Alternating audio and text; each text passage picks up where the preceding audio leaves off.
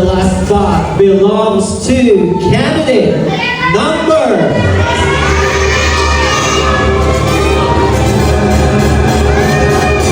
Candidate number 2.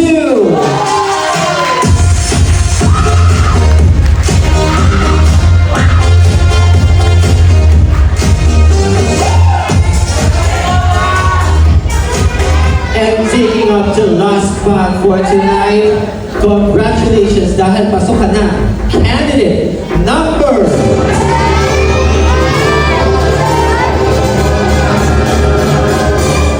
Pero bago po ang lahat, kung sino po ang inyong matatawag ngayong gabi, ay magkakaroon po sila ng sash as the runners-up.